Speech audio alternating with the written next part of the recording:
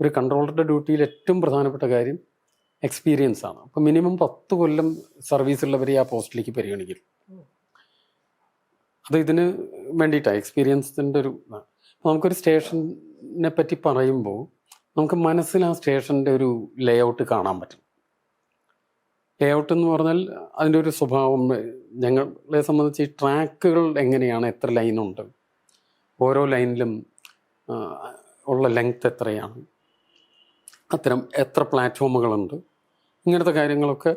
പിന്നെ ഗ്രേഡിയൻ്റ് എന്ന് പറയും, ചില സ്റ്റേഷൻസ് കുറച്ചൊരു ഇതുണ്ടാവും, ഇറക്കവും കയറ്റവും ഒക്കെ ഉണ്ടാവും. അപ്പം അതൊക്കെ അറിയണം.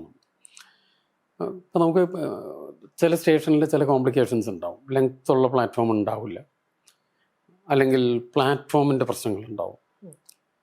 അപ്പോൾ പെട്ടെന്ന് ഒരു നമ്മൾ ഡിസിഷൻ എടുക്കുന്നത് ഇതെല്ലാം പരിഗണിച്ചിട്ടായിരിക്കും എടുക്കുന്നത്.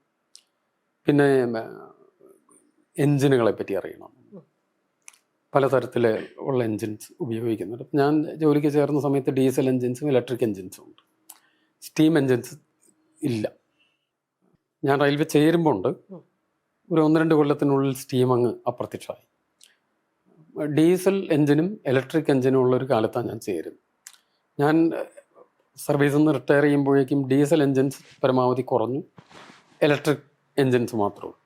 അപ്പോൾ ഒരു എൻജിൻ്റെ കപ്പാസിറ്റി, അതിൻ്റെ എത്ര ഹോഴ്സ് പവറാണ്, എത്ര ടൺ അതിന് ഹോൾ ചെയ്യാൻ പറ്റും, അതിൻ്റെ ഫ്യുവൽ ടാങ്കിൻ്റെ കപ്പാസിറ്റി എത്രയാണ്. അപ്പോൾ കൺട്രോളർ ഒരുപാട് കാര്യങ്ങൾ ഒരേ സമയം അറിഞ്ഞിരിക്കണം. കുറേ കാര്യങ്ങൾ നമ്മൾ നോട്ട് ചെയ്ത് വെക്കുന്നുണ്ട്, നമ്മൾക്ക് തന്നെ അറിയണം.